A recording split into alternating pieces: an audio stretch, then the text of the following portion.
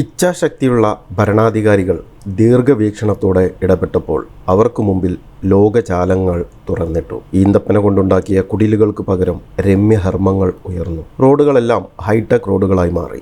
പിന്നീട് അങ്ങോട്ട് വികസനത്തിൻ്റെ കുതിപ്പുകൾ ആയിരുന്നു.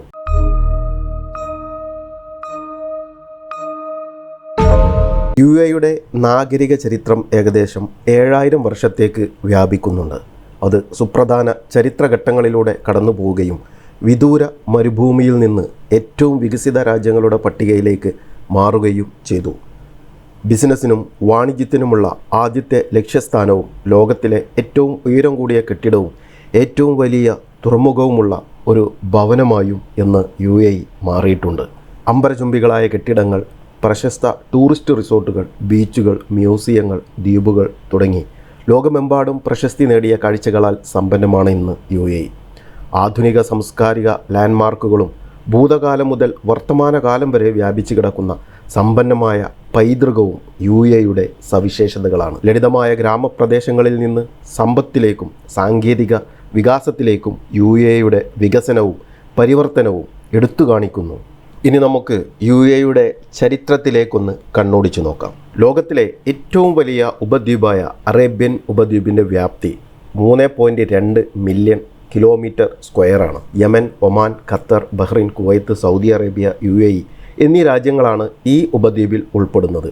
ആദിമകാലം മുതൽക്കു തന്നെ അറേബ്യൻ മരുഭൂമിയിൽ മനുഷ്യവാസം ഉണ്ടായിരുന്നു. മരുഭൂമിയിലെ സ്ഥിരതയില്ലാത്ത മലകളെപ്പോലെ തന്നെയായിരുന്നു ആദിമ മനുഷ്യൻ്റെ ഇവിടുത്തെ ജീവിതവും. അറേബ്യൻ ഉപദ്വീപിലേക്ക് നാടോടികളായ ബദൂയിൻ എന്ന സമൂഹം കുടിയേറി താമസം തുടങ്ങി. ബദൂയിൻ എന്ന വാക്കിൻ്റെ അർത്ഥം തന്നെ മരുഭൂ നിവാസികൾ എന്നാണ്. വടക്കേ ആഫ്രിക്ക, അറേബ്യൻ ഉപദ്വീപ്, ഇറാഖ്, ലബനാൻ എന്നിവിടങ്ങളിൽ താമസിച്ചിരുന്ന നാടോടികളുടെ കൂട്ടായ്മയാണ് ബദൂയിൻ എന്ന് പറയുന്നത്. പിന്നീട് അവർ വ്യത്യസ്ത നാഗരികത ഉള്ള സമൂഹങ്ങളായി വിഭജിച്ചു എന്നാണ് ചരിത്രം പറയുന്നത്. ബദൂയിൻ സമൂഹം ആയിരക്കണക്കിന് മൈലുകൾ മണലിന് കുറുകെ സഞ്ചരിക്കുന്ന ആളുകളായിരുന്നു. നക്ഷത്രങ്ങളും ചന്ദ്രനും സൂര്യനുമൊക്കെയായിരുന്നു ഇവരുടെ ദിശ നിർണയിച്ചിരുന്നത്. 50 മുതൽ 100 വരെയുള്ള ഗോത്രങ്ങളായിട്ടായിരുന്നു ഇവരുടെ സഞ്ചാരം. വേട്ടയാടിയും അംഗരക്ഷകരായും കൂലിക്കാരായും കൃഷി, മത്സ്യബന്ധനം നടത്തിയും കന്നുകാലികളെ വളർത്തിയും അവരുടെ ജീവിതമാർഗം അവർ കണ്ടെത്തി. കൃഷിക്ക് അനുയോജ്യമായ സ്ഥലങ്ങളിൽ അവർ പരമ്പരാഗതമായ വാസസ്ഥലങ്ങൾ ഒരുക്കി. മരുഭൂമിയിലെ വരണ്ട കാലാവസ്ഥയും ജലദൗർലഭ്യതയെയും അതിജീവിക്കാൻ അവർ അവരുടേതായ മാർഗങ്ങൾ കണ്ടെത്തി. കാഫ് മരങ്ങൾ അവർക്ക് വെറും തണൽ മരങ്ങൾ മാത്രമല്ല, പാർപ്പിടങ്ങൾ കൂടിയായിരുന്നു. ഈന്തപ്പഴം, അത്തിപ്പഴം, ഒലീവ്, ഓറഞ്ച് എന്നിവയെല്ലാം അവർ കൃഷി ചെയ്തു. ഒട്ടകങ്ങളെ അവർ യാത്രക്കായി ഉപയോഗിച്ചു. അതുകൊണ്ടാണ് ഒട്ടകങ്ങളെ മരുഭൂമിയിലെ കപ്പൽ എന്ന് വിളിച്ചിരുന്നത്. ഒട്ടകങ്ങളുടെ പാലും പാലുൽപ്പന്നങ്ങളും അവർ ഭക്ഷണത്തിനായി ഉപയോഗിച്ചു. കൂടാരം, ചെരുപ്പ്, വസ്ത്രം എന്നിവ നിർമ്മിക്കുന്നതിനൊക്കെ അവർ ഒട്ടകത്തിൻ്റെ തോൽ ഉപയോഗിച്ചു. അങ്ങനെ ഒട്ടകം അവരുടെ ജീവിതത്തിൻ്റെ തന്നെ ഒരു ഭാഗമായി മാറിക്കഴിഞ്ഞു. ഒട്ടകം പോലെ തന്നെ ആടും അവരുടെ വളർത്തുമൃഗങ്ങളിൽ പെട്ടതായിരുന്നു. ശരീരത്തിൽ ഉടനീളം തണുത്ത കാറ്റിൻ്റെ സഞ്ചാരത്തിനായി അവർ അയഞ്ഞു കിടന്നിരുന്ന വസ്ത്രങ്ങളാണ് ധരിച്ചിരുന്നത്. മണൽക്കാറ്റ്, ചൂട് എന്നിവയിൽ നിന്ന് രക്ഷ നേടാൻ അവർ മുഴുവൻ നീളക്കൈയുള്ള വെളുത്ത വസ്ത്രങ്ങളായിരുന്നു ധരിച്ചിരുന്നത്. മാറിവരുന്ന കാലാവസ്ഥയും പൊള്ളുന്ന ചൂടും മണൽക്കാറ്റുകളും കൊടും ശൈത്യവും ഒന്നും തന്നെ ഒരു സംസ്കാരം കെട്ടിപ്പടുക്കാൻ അവർക്ക് തടസ്സമേ ആയിരുന്നില്ല. പ്രതിസന്ധികളെ അഭിമുഖീകരിച്ച് ചരിത്രം രചിച്ചവരായിരുന്നു ഇവിടുത്തെ പൂർവികർ. 20-ാം നൂറ്റാണ്ടിൻ്റെ ആരംഭത്തിൽ നാടോടി ജീവിതം അവസാനിപ്പിച്ചവർ നാഗരിക ജീവിതം ആരംഭിച്ചു തുടങ്ങി. കാലാവസ്ഥയും ജനസംഖ്യാ വർധനവുമൊക്കെ അതിന് ഒരു പ്രധാന കാരണമായിരുന്നു. ആരോഗ്യ പരിരക്ഷ, വിദ്യാഭ്യാസം, നിയമനിർവഹണം എന്നിവയിൽ ശ്രദ്ധ ചെലുത്തേണ്ടത് കൊണ്ട് തന്നെ അവർ മെച്ചപ്പെട്ട ജീവിത സാഹചര്യങ്ങളിലേക്ക് മാറേണ്ടതിന് നിർബന്ധിതരായി. 1,20,000 വർഷങ്ങൾക്ക് മുമ്പ് ആധുനിക മനുഷ്യർ മലീഹ എന്ന പ്രദേശത്ത് ഉണ്ടായിരുന്നു എന്നതിന് തെളിവുകളുണ്ട്. മലീഹ എന്നത് ഷാർജയിലെ ആർക്കിയോളജിക്കൽ സെൻട്രൽ സ്ഥിതി ചെയ്യുന്ന ഒരു ഗ്രാമപ്രദേശമാണ്. പേർഷ്യൻ ഗൾഫിൻ്റെ തെക്ക് കിഴക്കൻ തീരത്തും ഒമാൻ ഉൾക്കടലിൻ്റെ വടക്കു പടിഞ്ഞാറൻ തീരത്തും സ്ഥിതി ചെയ്യുന്ന അറേബ്യൻ പെനിൻസുലയുടെ കിഴക്കൻ ഭാഗത്തുള്ള ഒരു രാജ്യമാണ് യുണൈറ്റഡ് അറബ് എമിറേറ്റ്സ് അഥവാ UAE. ഒരു കാലഘട്ടത്തിൽ UAE പ്രദേശം അഭിവൃദ്ധിയിലും നാഗരികതയിലും വളരെ ഉന്നതിയിലായിരുന്നു എന്ന് പുരാവസ്തു ഗവേഷകരുടെ കണ്ടെത്തലുകൾ പറയുന്നുണ്ട്. UAEയിൽ കണ്ടെത്തിയ പുരാവസ്തുക്കൾ 1,25,000 വർഷത്തിലേറെ നീണ്ടു നിൽക്കുന്ന മനുഷ്യവാസത്തിൻ്റെയും കുടിയേറ്റത്തിൻ്റെയും വ്യാപാരത്തിൻ്റെയും ചരിത്രം കാണിക്കുന്നു. ഈ പ്രദേശത്ത് മുമ്പ് മഗൻ ജനതയുടെ ആവാസ കേന്ദ്രവും കൂടിയായിരുന്നു. UAEയുടെ പുരാതന കാലങ്ങളെ വിവിധ കാലഘട്ടങ്ങളായി തിരിച്ചിട്ടുണ്ട്. ഇതിൽ BC 3500 മുതൽ 6000 വരെ നിയോത്തലിക് കാലഘട്ടം എന്നറിയപ്പെട്ടു. അടുത്തത് വെങ്കല യുഗമാണ്. ഈ കാലഘട്ടത്തിലാണ് എമിറേറ്റ്സിലെ പുരാതന നിവാസികൾ മണ്ണിലും കല്ലിലും വീടുകൾ പണിയുന്നതിനെ ആശ്രയിച്ചിരുന്നത്. ഈ കാലഘട്ടത്തെ തന്നെ 3 കാലഘട്ടങ്ങളായി വീണ്ടും തരംതിരിച്ചിട്ടുണ്ടായിരുന്നു. അതിൽ ജബൽ ഹഫീദ് കാലഘട്ടം BC 2500 മുതൽ 3200 വരെ.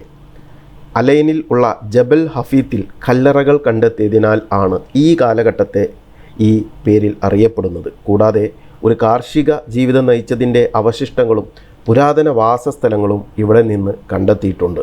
അടുത്തത് ഉമ്മുൽനാർ കാലഘട്ടം BC 2000 മുതൽ 2500 വരെയാണിത്. അബുദാബിയിലെ ഉമ്മുന്നാർ ദ്വീപിൽ ആർക്കിയോളജിക്കൽ അവശിഷ്ടങ്ങൾ കണ്ടെത്തിയതിന് ശേഷമാണ് ഈ കാലഘട്ടം ഉമ്മൽനാർ കാലഘട്ടം എന്ന് അറിയപ്പെട്ടത്. വാദി സൂഖ് യുഗം BC 1300 മുതൽ 2000 വരെ. അലൈനിലും ഒമാൻ തീരത്തിനും ഇടയിലുള്ള പ്രദേശത്തിൻ്റെ പേരാണ് വാദി സൂഖ്. വരണ്ട കാലാവസ്ഥയിലും തുടർച്ചയായി കൃഷി ചെയ്യുന്നതിന് ഭൂഗർഭജലം വേർതിരിച്ച് അഫ്ലാജ് എന്ന ജലസേചനത്തിന് തുടക്കം കുറിച്ചത് ഇരുമ്പ് കാലഘട്ടത്തിൽ ആയിരുന്നു. BC 300 മുതൽ 1300 വരെയുള്ള കാലഘട്ടമായിരുന്നു ഇരുമ്പ് കാലഘട്ടം അഥവാ അയൺ ഏജ്. എഴുത്തിൻ്റെ ആദ്യമരൂപത്തിന് സാക്ഷ്യം വഹിച്ചതും അഫ്ലാജ് ജലസംവിധാനം ഉപയോഗിച്ച് ഗ്രാമങ്ങളും കെട്ടുറപ്പുള്ള കെട്ടിടങ്ങൾ ഉപയോഗിച്ചുള്ള വാസസ്ഥലങ്ങളും ഈ കാലഘട്ടത്തിൻ്റെ സവിശേഷതയാണ്. AD 630 മുതൽ 1258 വരെയുള്ള കാലഘട്ടത്തിലാണ് UAEയിലേക്ക് ഇസ്ലാമിൻ്റെ കടന്നുവരവ്. വിശുദ്ധ മക്ക തുറക്കപ്പെട്ടതിന് ശേഷമാണ് ഇസ്ലാം UAEയിലെത്തിയത്. AD 630 പ്രവാചക തിരുമേനിയുടെ പ്രതിനിധികൾ UAEയിലെത്തി ഇസ്ലാം അവതരിപ്പിക്കുന്നത്.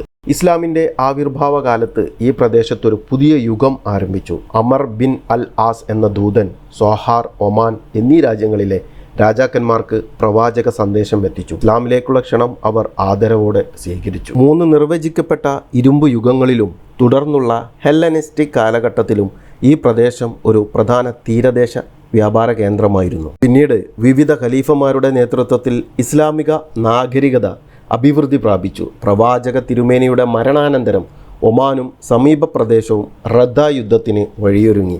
ഫുജൈറയിലെ ദിബ്ബയിൽ ഇസ്ലാമിക സൈനികർ എതിരാളികളെ പരാജയപ്പെടുത്തി. ഇസ്ലാമിക കാലഘട്ടത്തിൽ ഈ പ്രദേശം വീണ്ടും ഒരു പ്രധാന വ്യാപാര കേന്ദ്രമായി ഉയർന്നു വന്നു. പ്രത്യേകിച്ച് ജുൽഫർ, ദിബ്ബ, ഹോർഫക്കാൻ തുറമുഖങ്ങൾ കേന്ദ്രീകരിച്ച്. ഹൊർമൂസ് രാജ്യത്തെ കേന്ദ്രീകരിച്ചുള്ള വിശാലമായ കിഴക്കൻ അറബ് വ്യാപാര ശൃംഖലയുമായി ബന്ധിപ്പിച്ച ഇവ കിഴക്കും യൂറോപ്പും തമ്മിലുള്ള അറബ് വ്യാപാര കുത്തകയിൽ ഒരു പ്രധാന കണ്ണികളായി. ഇസ്ലാമിക നാഗരികതയുടെ അവശിഷ്ടങ്ങൾ UAEയിലെ വിവിധ പ്രദേശങ്ങളിൽ നിന്ന് കണ്ടെത്തിയിട്ടുണ്ട്. ജുമൈറയിൽ നിന്ന് കണ്ടെത്തിയ നാണയങ്ങൾ, UAEയിലെ ഏറ്റവും പഴക്കം ചെന്ന ഫുജൈറ ബിദ്യയിലെ പള്ളി, ഇതിന് 5ാം നൂറ്റാണ്ട് വരെ പഴക്കമുണ്ട്. ലോക പൈതൃക പട്ടികയിൽ സ്ഥാനം നേടിയൊരു പള്ളി കൂടിയാണിത്. അല്ലൈനിലെ ഹാഫിദ് ഹിലി, ബിദ ബിൻ സൗദ്, ഒയാസിസ് ഏരിയകൾ യുണൈറ്റഡ് അറബ് എമിറേറ്റ്സിലെ ഏറ്റവും പ്രധാനപ്പെട്ടതും പഴയതുമായ മനുഷ്യവാസ കേന്ദ്രങ്ങളിലൊന്നാണ്. നിയോത്തലിക് കാലഘട്ടം മുതൽ ഈ പ്രദേശത്തിൻ്റെ സുസ്ഥിരമായ മനുഷ്യ സാന്നിധ്യം സാക്ഷ്യപ്പെടുത്തിയിട്ടുണ്ട്. നിരവധി നൂറ്റാണ്ടുകളായി ജുൽഫർ ഒരു സമ്പന്ന തുറമുഖമായും മുത്തുകളുടെ കേന്ദ്രമായും മാറി. അതിൽ നിന്ന് ഇന്ത്യൻ മഹാസമുദ്രത്തിലുടനീളം ധോവുകൾ സഞ്ചരിച്ചു. കിഴക്കൻ അറേബ്യയിലുടനീളമുള്ള തീരദേശ സമൂഹങ്ങളുടെ പ്രധാന സമ്പദ് വ്യവസ്ഥയുടെ ഭാഗമായിരുന്നു മുത്തുകളുടെ വ്യവസായം. പേർഷ്യൻ ഗൾഫിലെ ജനങ്ങൾക്ക് വരുമാനവും തൊഴിലും ലഭിക്കുകയും ചെയ്തു. ഏകദേശം 2000 മുതൽ 3000 വരെ പ്രാദേശിക കപ്പലുകൾ ഗൾഫിലെ കമ്മ്യൂണിറ്റിയിൽ നിന്ന് സീസൺ മുത്തുകൾ വേർതിരിച്ചെടുക്കുന്നതിൽ ഏർപ്പെട്ടിരുന്നു. ജുൽഫറിലെയും പരിസര പ്രദേശങ്ങളിലെയും തൊഴിലാളികൾക്ക് പണത്തിന് പകരം മുത്തുകളാണ് നൽകിയിരുന്നത്. മുത്തുകളുടെ പ്രധാന കേന്ദ്രങ്ങൾ ബിദ, അതായത് ദോഹ മുതൽ ദുബായ് വരെ വ്യാപിച്ചു. പ്രധാന സീസൺ ഡൽമയിലായിരുന്നു.